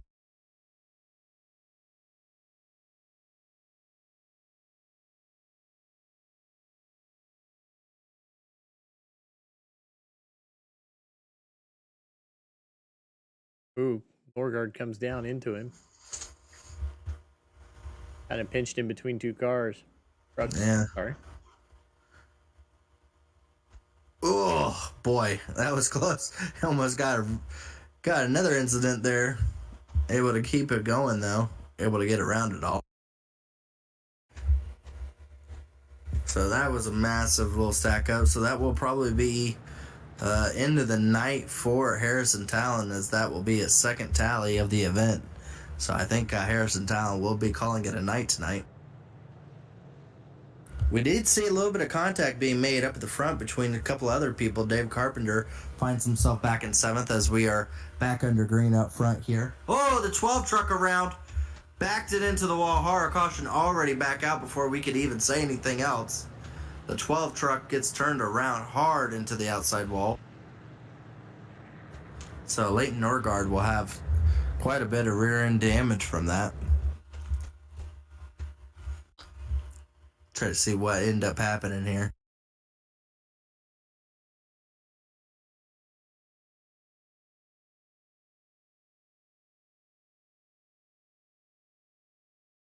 Helped by the 7. The 07 Dantes there, his first race of the evening. He missed out on the first race. I tried to make it 3 wide, but the door was already closing at that time. And around goes the Leighton Norgard into the outside wall. Keeps it going straight, but definitely not what he wants, as he will end up losing quite a few positions from that.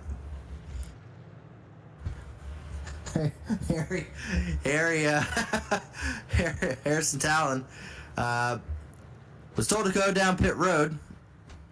Oh no! Oh no! Oh no! Harry was told to come down pit road, not become a part of pit road, as he slams the wall there, and then here comes around Brent Jones, and Brent Jones slams into the back of Harrison Talon.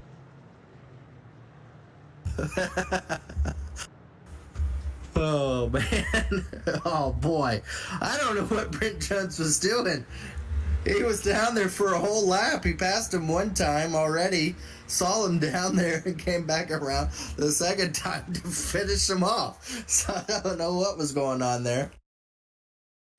07 gonna get a second tally of the night, so didn't get to race the first race and doesn't get to finish the second race for Dantes. So unfortunately for him, his night will be over. As long as he doesn't go into the inside pit wall, it should be fine. But I don't know what Brent Jones was doing. He just went straight into him. It was like one of those like flies to a light thing. Kind of just went right into it. Yeah. Well, a pace truck is off. We'll be going back green up front here once again. Fody able to get going. Gets out to a decent lead once again up there. And Ethan Burrell able to clear himself for second.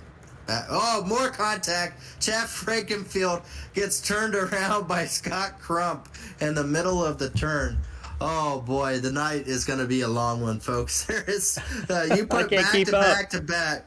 You put 3 short tracks in a row, you're going to have some pissed off drivers. And tonight we are seeing some pissed off drivers.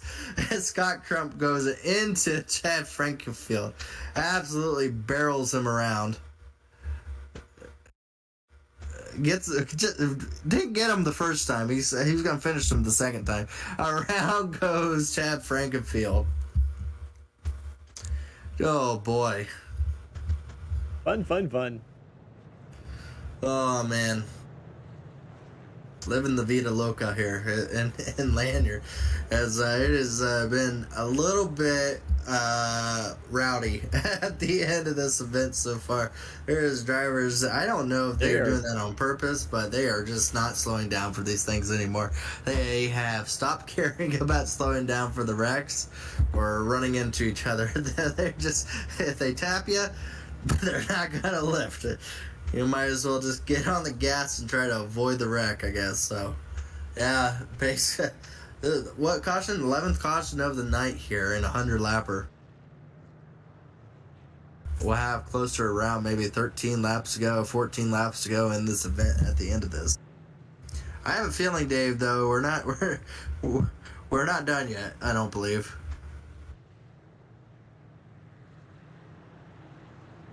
Well, at least it's not 29 cautions yet. I think we were at 11 on Wednesday in the Cup race. I think we still had another 150 laps to go.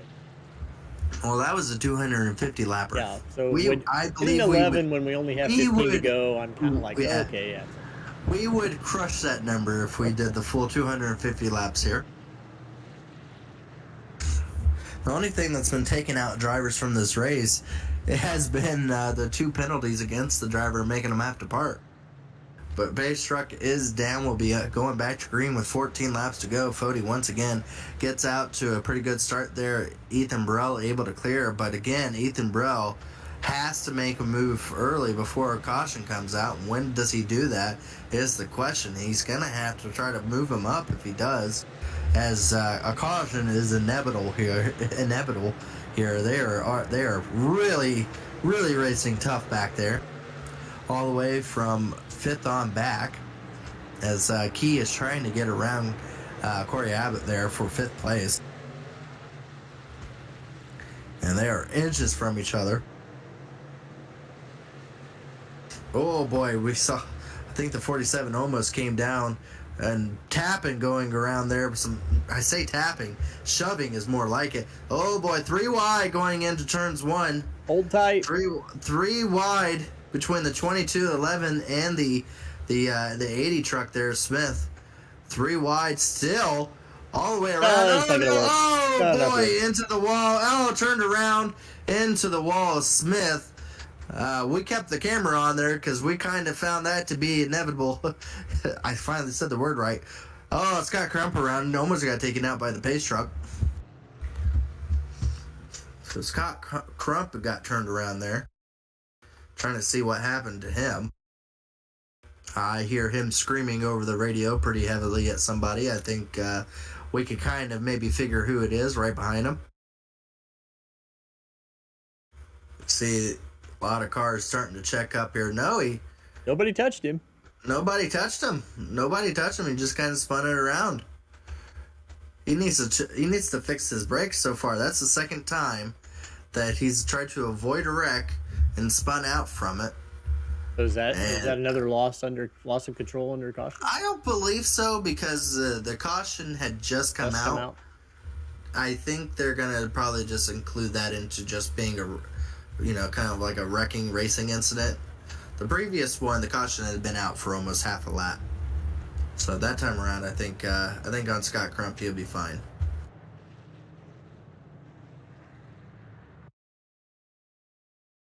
Well, 3 wide, as you see right here, does not work on a 3/8 mile track. See the 22 into the 80 truck, and oh man, that lift up the back end of the of Cutlip's truck there.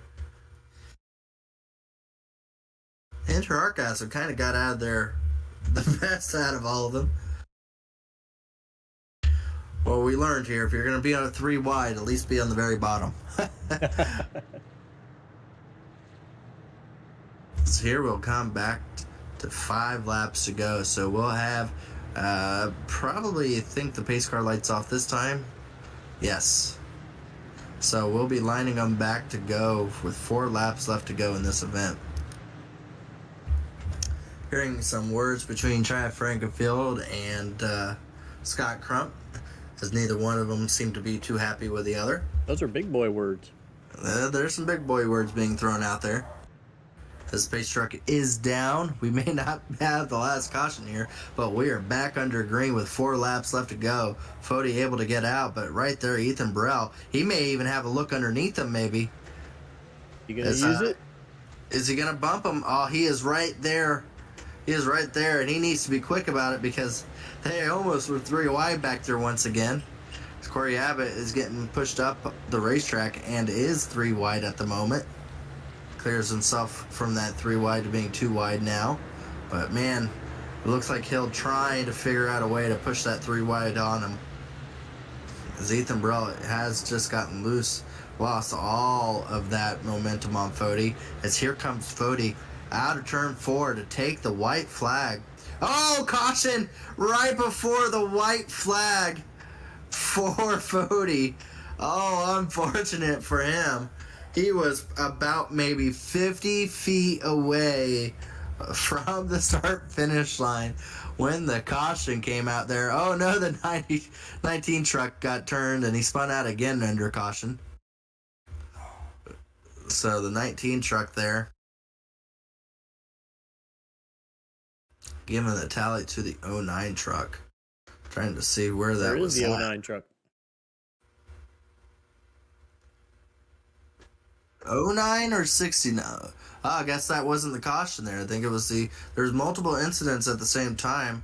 09 and Scott Crump. Michael Klein there and Scott Crump.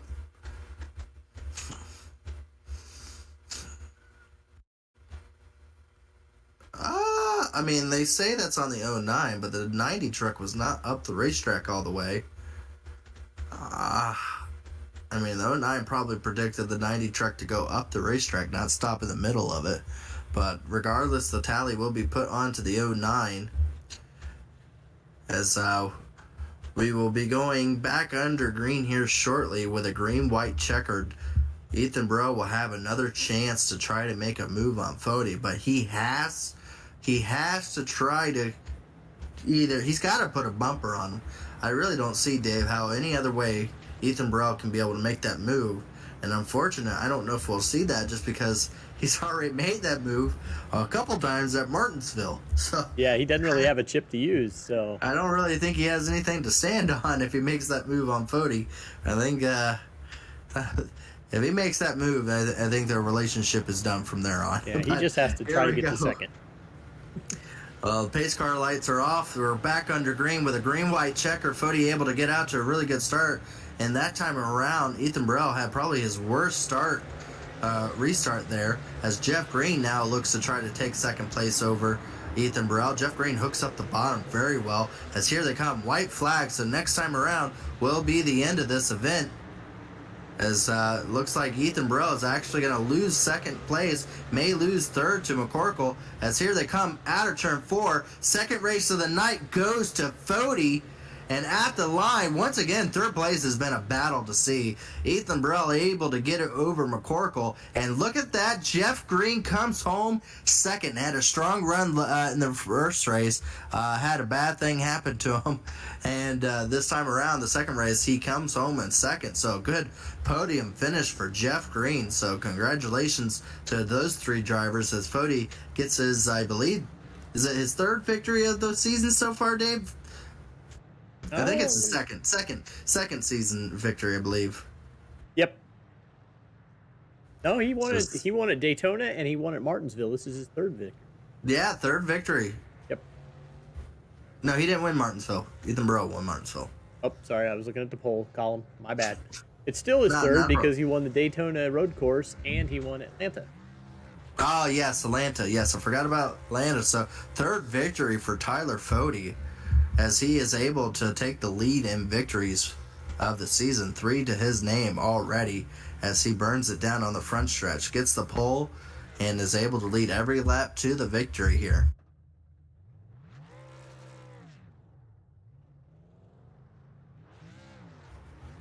The race number 2 produced similar results to race number 1 as to how things kind of turned out, but other than maybe where some drivers may have finished, and let's see if we can pull up the results here, because there's a few drivers in the top 10 that had some outstanding runs tonight.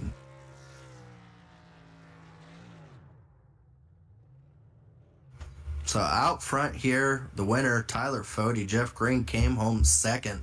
Ethan Burrell third, and then Cody McCorkle comes home second. Good finishes the first race and the second race for McCorkle. Brandon Key comes home fifth.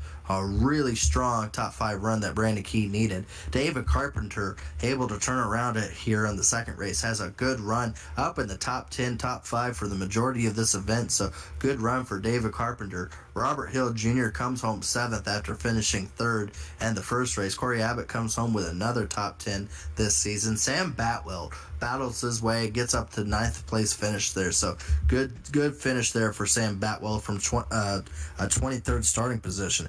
Dustin Dewar there is going to be the third of the Do Good Motorsports drivers to finish in the top 10. So Do Good Motorsports having a really good run for the second event. Corey Abbott's team, one of their team members there, Andrew Hardcastle, able to come home in 11th. Michael Hossack in 12th. Caleb Thompson is able to redeem back to a 13th place finish. Chad Frankenfield, surprising he finished 14th. After all the incidents he was involved in, he still battled to a 14th place finish. I think that was his highest up he had ran the entire event. He just got into so many issues there. Jonathan Cullip came home in 15th. Mark Murphy, 16th. Joshua Freed there in 17th. Jess Story in 18th. 19th was Casey Hatch. Scott Crump is going to finish off in 20th. He will not be happy with that run. And Leighton Norgard is going to be 21st. Michael Klein there is going to be 22nd. Jaden Rasmus in 23rd. And then this is the start of the drivers that did not finish tonight's event. 7 laps down was Justin Wadsworth in the 19th. Joshua Smith, 25th. Dantes there was able to finish in 26th. 27th was Brent Jones, and Harrison Talon in 28th, as both those drivers made a little bit of spectacle when they both ended their nights. But that is our running order there. Let's go ahead and see if we can bring in our second place driver, Jeff Green. Well, Jeff, I interviewed you for the first race, and boy, if you wouldn't guess, I get to talk to you again before the night was over. I kind of was predicting that we may have been able to talk to you in the first race if things kind of played out your way. The second race, though, played out all to your way there. Almost all. You almost got there, but second place overall, Jeff Green. That is a strong finish. Tell us about your night from the first race to the second night and kind of what the difference was between the two. Thanks, Joe. It was a good night for us. I have qualified 4th and 5th. Respectively in the first and second. And the first race was going great, and I got hung up on the outside and tried to get in a hole. And the guy that I got in front of, he didn't like it, I guess, so it spun me out. But anyway, I was able to get back up to 11th. The truck drove really, really good. I thought I thought in the second race, if we could ever get 10 to 15 to 20 lap runs, I think I'd have been better than Fody or Ethan. So they pushed hard on the restarts, and I feel like I was just trying to take care of my stuff and trying to make sure I was there at the end. It's a good run for us. Second's awesome. First would be nice, but we had a good time. It's a great little racetrack. You got to respect the track, got to respect the throttle a little bit. So it just comes into my style of racing. So it's a good night for us. Absolutely. Again, a good second place finish here goes a long way for you as far as helping out with having some runs go your way. It's been kind of a rough thing with Elite, but so far this night probably helps with a little bit of I wouldn't say confidence, because you never really lost that. Maybe just luck. Maybe we'll just call it luck going your way. I'm hoping that's kind of what goes from this, is that you'll finally have some luck go your way, Jeff, and some of the other races here. Is that kind of just what you need now? It's just to have nights like these to just kind of help out things, because it's been rough with elite racing with you, hasn't It has. It seemed like I was in everybody's way, or what happens in front of me, I can't get through it, and just circumstances play out to where I get damaged, and that ruins your night basically. So uh, tonight was, anytime you see the leaders, I think it helps your pride and your destiny to be able to come back the next night and be just a little bit of momentum going on your side. So hopefully, yeah, we can start finishing races. And I still need to get faster. I mean, the trucks seem like I'm right there with them, but the Xfinity and the Cup cars, I'm a little bit off. So I'm still working on that. Hopefully, we can, nights like this really help me and my confidence, like you said. So I'll take confidence every night over what's been going on. So I have to remind myself, and I want to thank my wife for letting me do this, but I have to remind myself it's still a computer game, but dang things drive so like a real race car. It's amazing, and it just gets your hopes up to be able to make a difference. And I'm just trying to do that now. Well, again, congratulations on the second place. Big night for you, going out there and showing that you're one to watch in the truck series of these short tracks, and we've seen that in other short tracks too. So good night for you. We want to go ahead and let you do your thank yous and shout outs, and I really hope we get to talk to you again, Jeff. I appreciate it, Gerald. It's always good talking to y'all.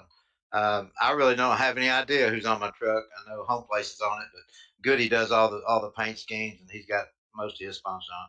I guess mainly just thanking my wife for letting me do it. She harps on me when I do it 3 and 4 times a week. It takes out from our time, so I need to thank her for one. But thank y'all for having me. Appreciate it. Thank you, Jeff. We appreciate you showing up to these events, and definitely add some eliteness to the elite name. So we appreciate you joining us tonight, Jeff. Thank you.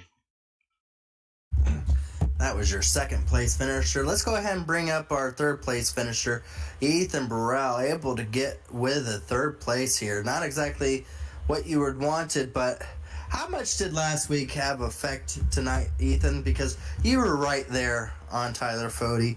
If it was anybody else, you'd have to imagine that you would have maybe put a little bit more into maybe putting a little bumper or a little bit of move on it. I mean, it looked like it was so difficult to drive out there. Did that play any factor into the night's event? Yeah, a little bit. I was thinking about how I was going to set it up. I mean, if I had gotten a good start on that last, once we got to the white flag, if I was closer, I would have tried to drive it down in there and maybe give him a little bit of bumper. But yeah, it was tough to try to even get a run at him, restarting on the outside, and the back end was sliding around a lot more than the first race. So yeah, was trying to size it up. I wasn't going to try to race him rough until maybe the last lap, but yeah, it was, either way, it was pretty fun though. It was a fun little track. Well, we saw that the leaders in both race number 1 and race number 2 just kind of had the dominance, and we saw the cautions just kind of take the long runs away from people, and it was just the short runs. What was the key factor tonight? Was it just making sure you get to that bottom and hold off everyone behind you, or what was the strategy for anybody racing tonight, for the fans at home to kind of get a just idea of kind of the difficulties that came into the night? Yeah, it was tough.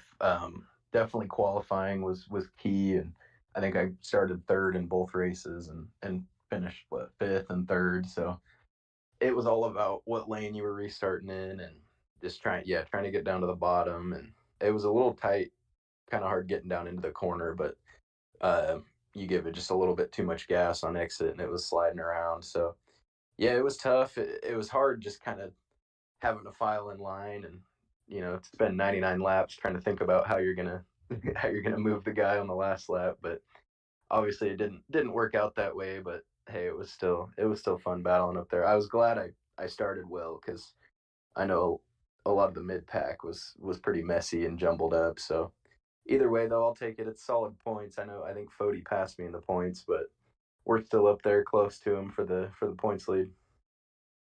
Do you think just so kind of put a little bit more onto this, just to maybe add some more fuel to the fire? Do you think now it's even? You're like, all right, Fody, I kind of moved you away out of Martinsville. Things turned out the way they did tonight. I had chances. I let it go and let you win tonight. Is it even now? Do you feel like if it comes back down to it, you feel like now you can race heads up with him? Yeah, I mean, I'm still gonna go out and race heads up with him every time. It's yeah, I could have sailed it in there and hit him, but I mean, it's the best chances I had. It wasn't very close to the end, so I mean, it could have gone south by the time we got to the end. But yeah, I don't know. In his spot, he could kind of hold it over my head if he wanted to for most of the season, really. But I'm still gonna go out there and race him and everybody else as hard as I can, trying to win. Well, congratulations on the third place. Again, good top five in both races. Not easy to do when you come to a 0.38 mile track. So good good run there for you guys. You got some bigger tracks now. Short tracks are over, but now you got some bigger tracks to try to go back at it for the regular season championship still. So congratulations on that, and hopefully we'll get to talk to you some more. But we want to go ahead and let you do your thank yous and your shout outs for everyone that helps you get to these events here tonight. Yeah, for sure. Shout out to Granny and Betty for watching, of course. All the guys at Pro Edge Racing. It was interesting out there, but yeah, definitely looking forward to the bigger tracks. Well, congratulations once again, Ethan. I'm sure we're not going to be done talking to you, and I'm sure we're not going to be done showing the camera of the battles up to the end of this regular season between you and Tyler Fody, and we look forward to seeing all that comes from it as well. Oh, for sure. Yeah, thanks, guys. That was your third place driver. Let's go ahead and see if we can talk to our winner here, Tyler Fody. Race win number 3 of the season in the Truck Series. Kind of gets a little bit of redemption over Martinsville, but how much of looking in your mirror and seeing that driver that made your night hell at Martinsville behind you played into how hard you were driving there at the end there, Fody?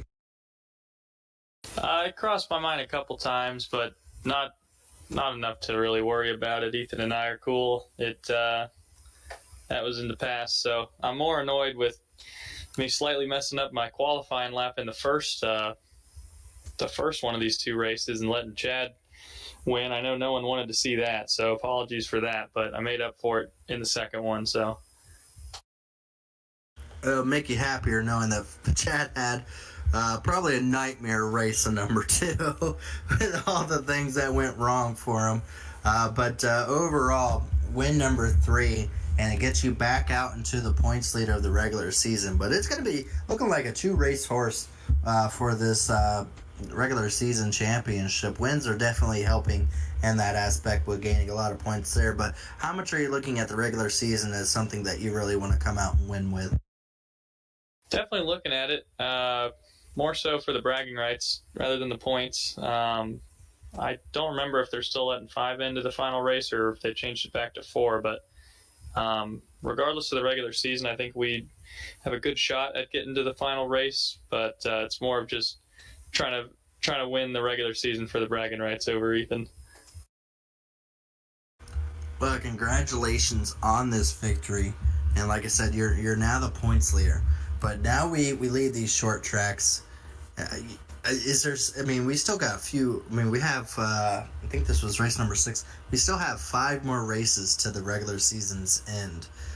Is it just about collecting the points now? You're not really worried about anything else. You kind of just want to continue up with the wins as far as that goes, or is it points racing from here on out? No, I mean, ideally, I win the rest of the races that we have here. That's the plan every time we get into the trucks. But definitely got to respect the competitors out here. There's definitely still a high level of competition. So if we can't be winning the race, it's definitely going to be focusing on the points to try and secure the regular season. Well, again, good job tonight, but we want to go ahead and let you do your thank yous and your shout outs here tonight for the win, because there's a grouping of guys that help you get here tonight, don't they? Yeah, I mean, shout out to Blue Egg, Pit Pass Network, Hux. Always happy to put the Hux logo back in Victory Lane. KMP Graphics for painting it. Shout out Chad also for putting on the doubleheader. I know it was kind of it wasn't ideal being on this short of a track, but I know we got another doubleheader later in the year, so that'll be fun. And shout out to you guys too for hanging with us tonight. Absolutely. Well, we hope to see more from you, and hopefully we'll see a good battle between you and Ethan Burrell and Chad Frankenfield for this overall at the end of this regular season, and we get to see more battling between all 3 of you guys as so far this season it has not let up, and it has been an enjoyable broadcasting for us up here to be able to watch. So again, congratulations on your victory, and I'm sure before the season's over here we'll be speaking to you quite a few more times. Yeah, sounds good. Well, that was your race winner there, Tyler Fody. Overall, Dave, I would say the bottom was key, qualifying was key, and just avoiding that mid-pack to backpack, as that looked like not that much fun, wouldn't you say, Dave? Yeah, I think luck was involved once you got about past the top 12 or so. You had to stay out of the mess. Yeah, absolutely. A lot of tempers are probably gonna flow over from this, like we saw from Martinsville flow over. So I'm still excited to see how this all plays out for the rest of the season here. Go ahead and tell everyone here what's our next race and date and time for everyone to tune in for our next event. I believe we are at Homestead next. Checking the date here really quickly. Homestead, we are, yeah. 19th. Yep, March 19th. So we are just next week. Homestead in Miami. Great track. I love that track. Yeah, that's a really, really good track. Multiple grooves there. And then the Truck Series, they produce a lot of side-by-side action. So excited to see how that all plays out for that race as well. So tune in at 9 o'clock to be able to watch these Truck Series drivers go back at it once again and provide the great racing that we've seen from them so far. So again, we appreciate everyone from tuning in tonight. We hope to be able to see you guys next week when we go back at Homestead on a 1.5-mile track. So say goodbye to the little tiny tracks here. We'll be going to a much bigger one next time, and I'm sure some of these drivers are going to be pretty happy about that. So yeah, if from Dave and I, we appreciate you guys tuning in